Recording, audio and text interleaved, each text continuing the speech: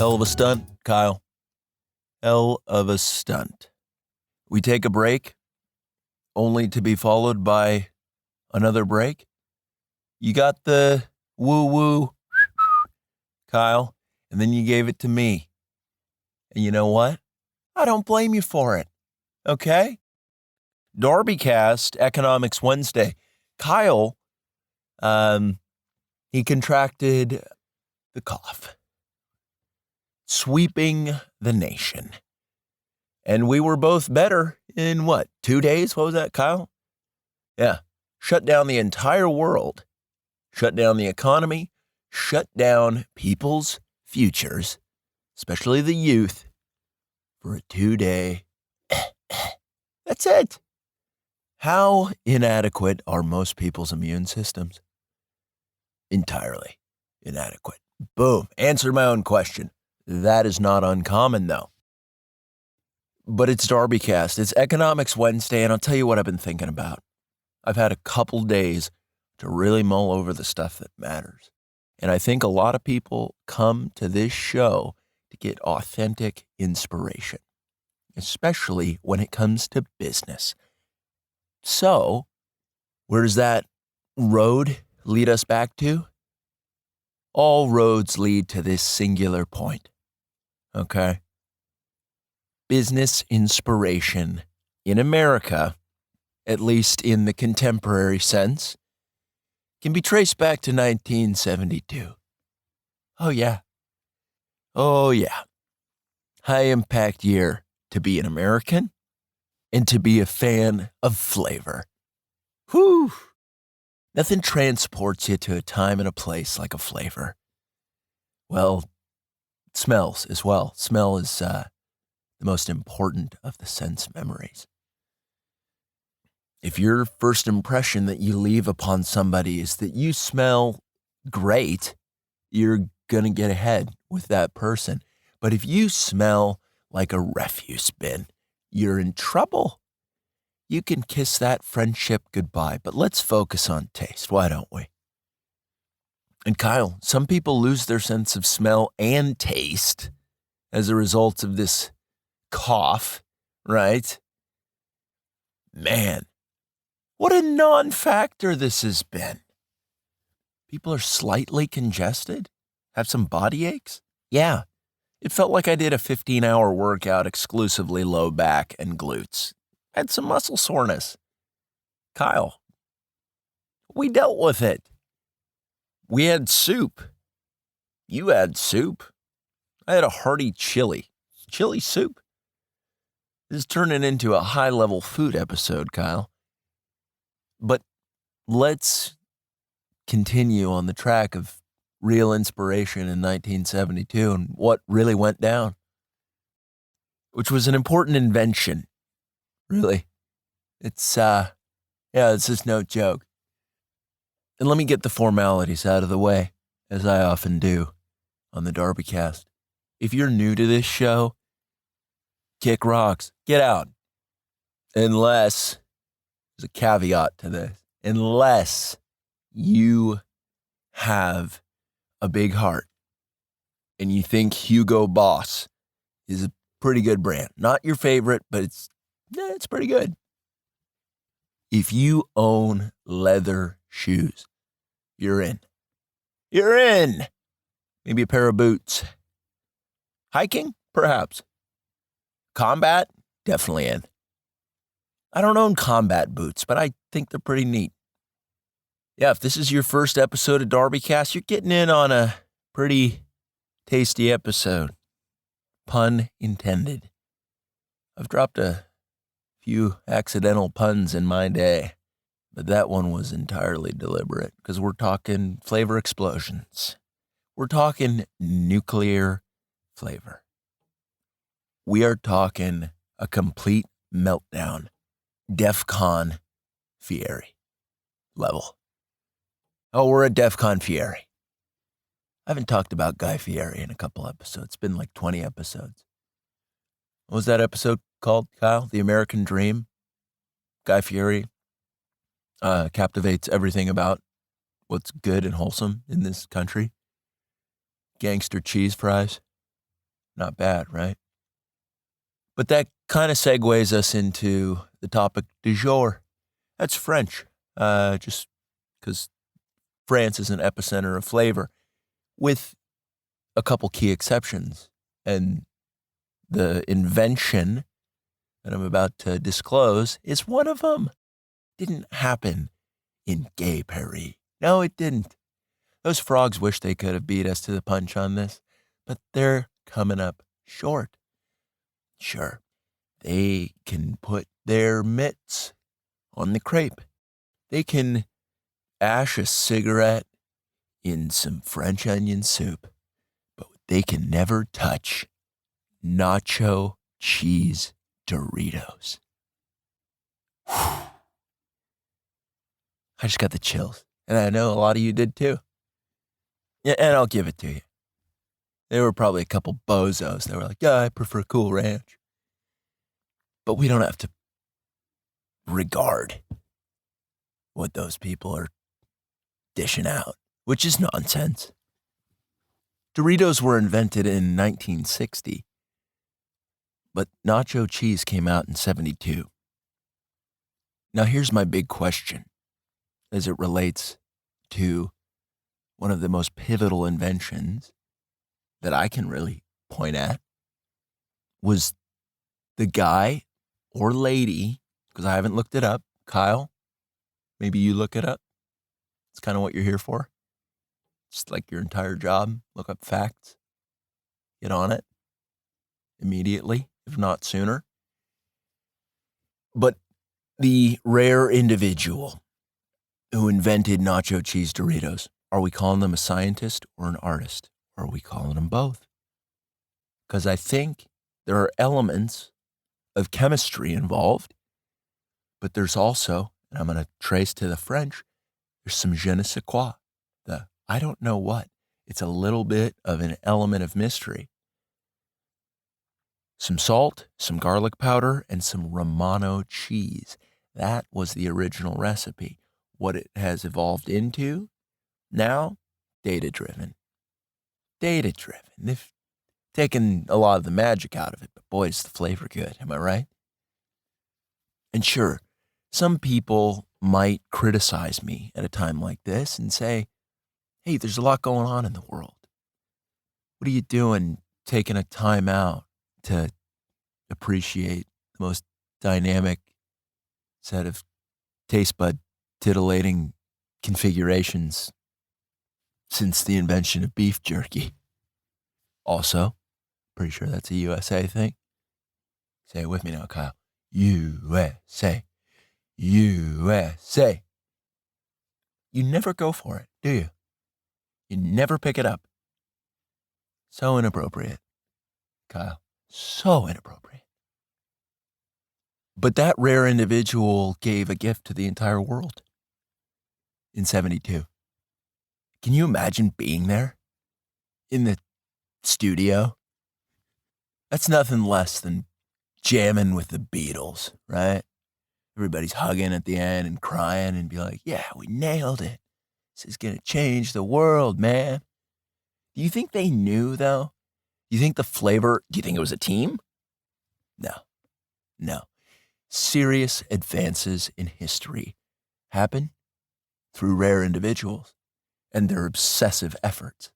There were probably a lot of crap flavors that were concocted before the diamond in the rough, nacho cheese. But imagine being there and you just put your hands on this. God, we have to know whether it was a guy or a girl. Can we make an assumption? You haven't used your computer the whole time. What are you even doing here? But let's just say you put your hands on this rare individual, on their shoulders. You're like their key flavor friend, but colleague as well. Good working relationship, but you get beers afterwards. After a tough day of cranking out flavor. Here's another question. Who invented Cheetos flavoring? The dust. I bet you they just have that person, or really that dynasty.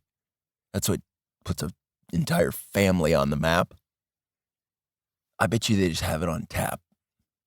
Wherever. You know the heirs to the Cheetos dynasty have a lot of properties, and all those properties have Cheeto dust, guns, ready to dust whatever needs dusting. You better believe every single one of those kids, all the heirs, that fortune, you better believe that they have all tasted filet mignon, cooked medium rare, obviously, enveloped in a 1/8 inch crust of Cheetos dust. But that's not what we're here to talk about. I'm getting sidetracked, as I often do. We're here to talk about Doritos, nacho cheese.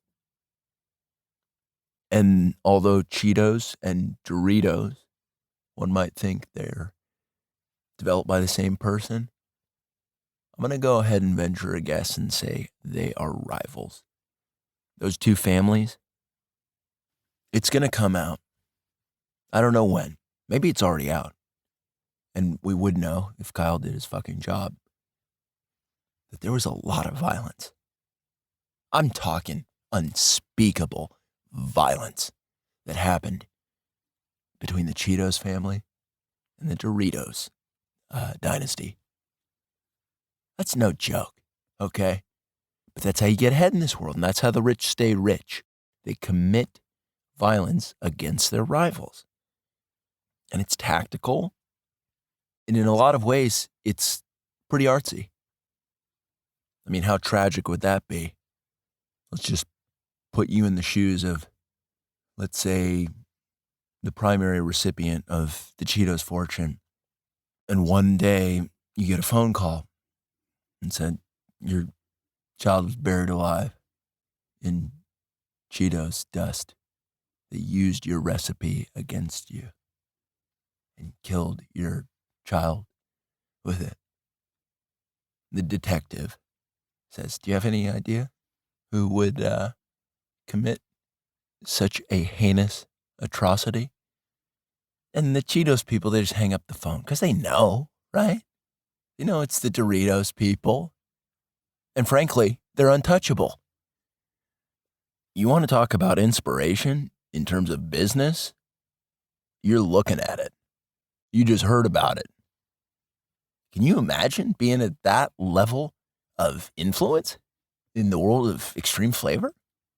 Where you're murdering rival chip families' children to prove a point and say, back out of the Milwaukee area because this is our turf. This is a Doritos town and it always will be. What I'm trying to say here is, are we aiming high enough in all that we're doing? Because I think if we're being totally forthright, that sounds kind of sweet. But we can't all be flavor scientists / artists. What niche are you willing to exploit? And exploit maybe has the wrong connotation. In what niche are you willing to become a living legend? Obviously, to further the kingdom of JC and spread the good word. No other real objective in life other than that. But think about how inspiring this is overall as an episode. You hadn't considered this. Maybe some of you had. I don't want to underestimate you. Any of you. Heroes. Thought leaders. Imagine being born into that kind of significance. You don't really get it until you're like 12. The mantle that rests on your shoulders. That you carry the Doritos nacho cheese legacy in your lineage. Say, hey, my great-grandfather knew a thing or two about being a flavor puppeteer. He played with people's taste buds and he didn't even give a damn. He didn't have a choice. He was good at it.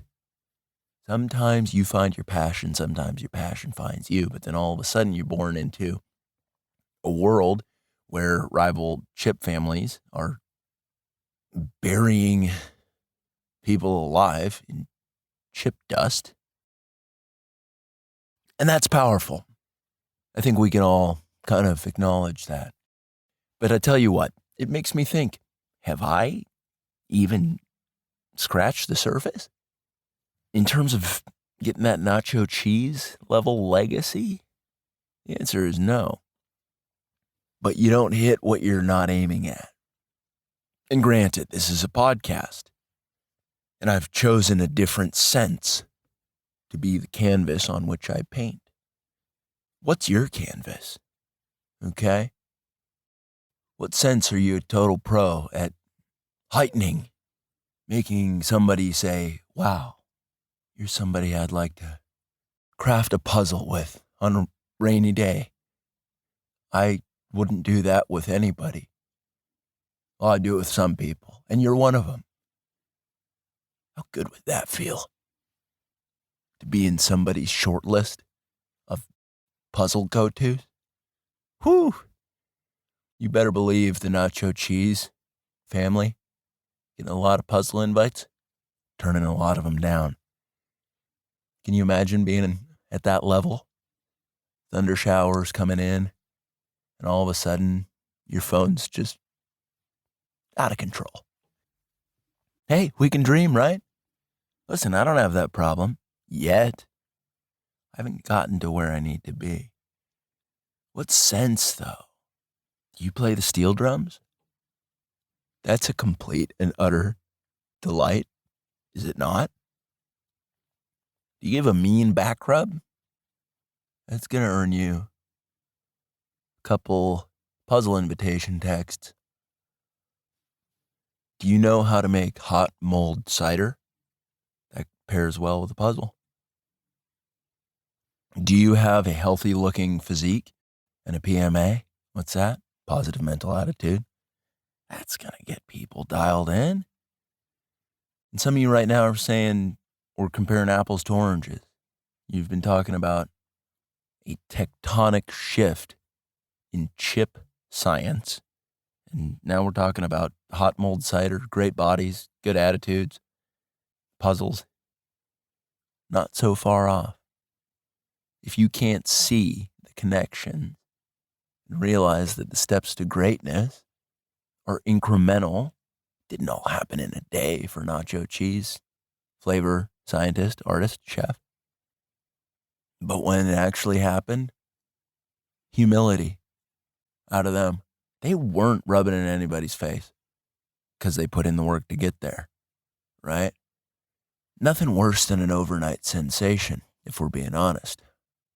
They never really go through the trials and tribulations. That's why Mark Zuckerberg's such a piece of garbage, right? He really just popped on the scene, a little awkward creep. Didn't he steal a bunch of the tech? Like super Machiavellian and just gives people the creeps. Nobody wants to be like that. People want to be like the Doritos flavor scientist. At least heroes do. Kids with bright futures, maybe listening to this episode, and they're like, yeah, fuck Zuckerberg. Guy's a godless heathen. And I'm pretty sure he doesn't have a soul. Lofty claims? Heavy-handed or not heavy-handed enough? You tell me, right? By the time this episode's over, and frankly, that could be any time, because I think I've said most of the things that are important about this. May have left a couple things on the table. But I hope you're feeling inspired, brimming, overflowing with business ideas. You're like, whoa. Sometimes it's not about developing the next big app. I'm working on an app, said Kenny, the Silicon Valley wannabe. Get out, Kenny. Nobody cares. No impact. And you're not soaking panties either, right? Kenny is not getting chicks. Chicks don't want to hear about apps. They want to hear about flavor. That's probably it, right? It probably was a dude. And he probably had his sights set on some hot chick was like, this is it. Zuck, when he invented Facebook, wasn't thinking about chicks. I'll tell you that much. He was thinking about probably using his funds to craft a custom 3-foot penis-seeking BJ robot. Mark my words, that is so up his alley. It's in his wheelhouse. You know it's true. You heard that and you're like, bingo. Absolutely 100% dead on. Doritos guy, he was after love.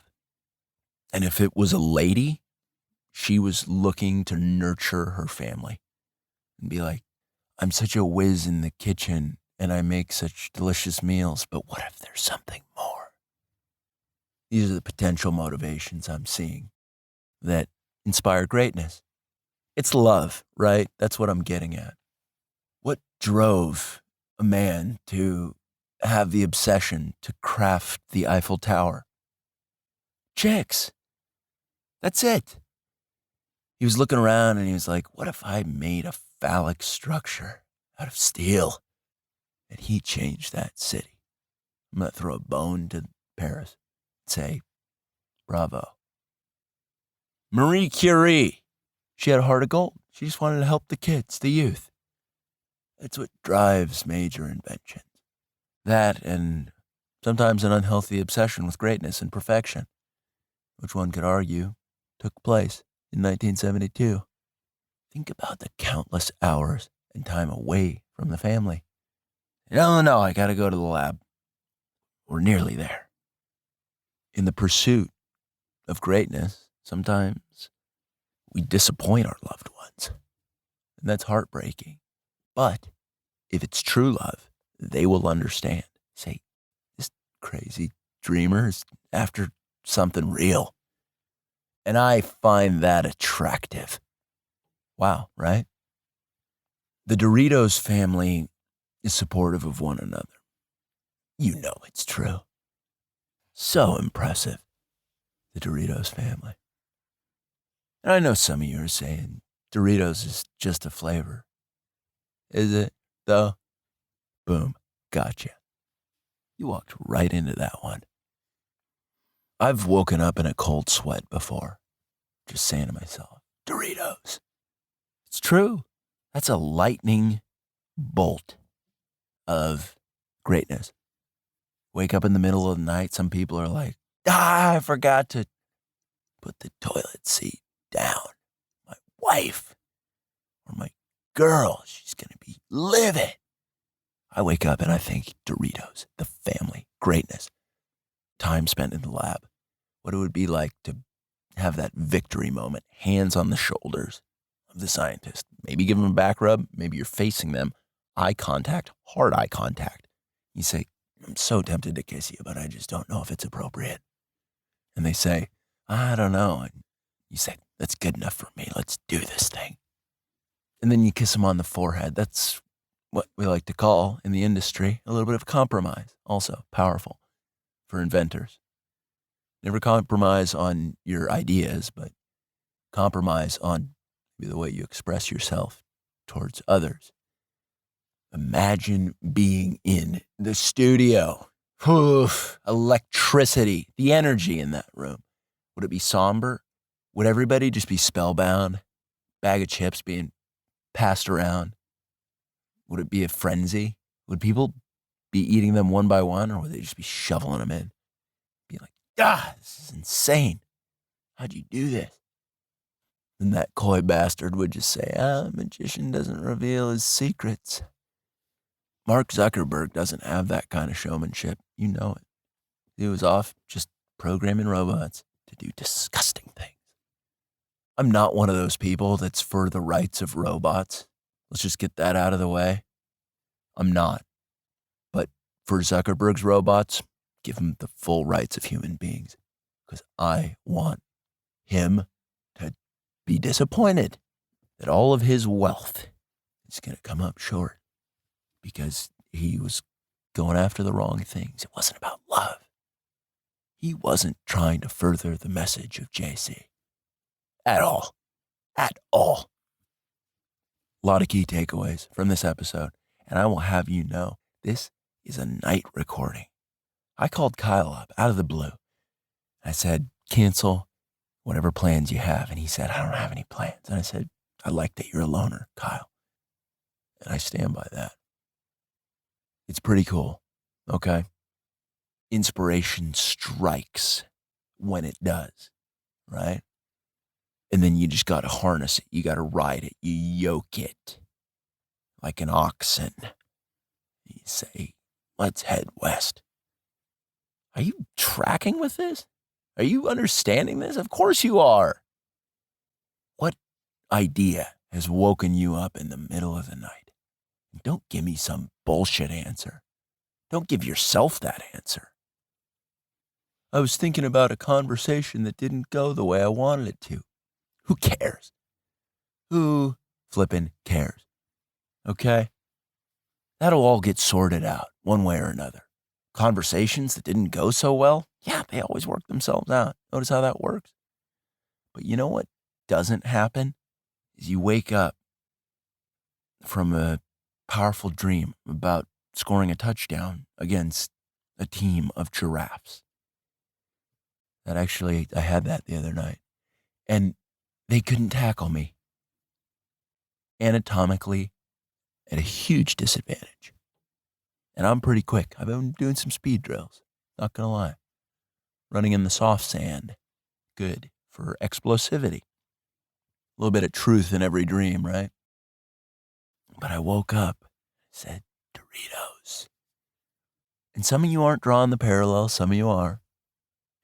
And if you're one of those people who's not really painting out the picture of going from A to Z, which in a lot of ways I did, actually, G to D, giraffe to Doritos, if we're doing this right.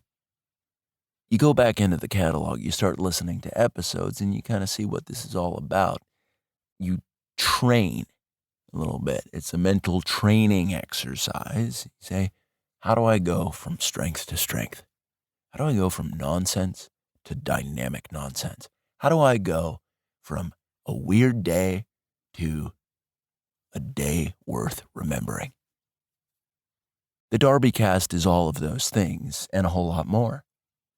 But this is Economics Wednesday, and there's so many business ideas layered through this. The guys named Kenny are about to leave Silicon Valley in mass.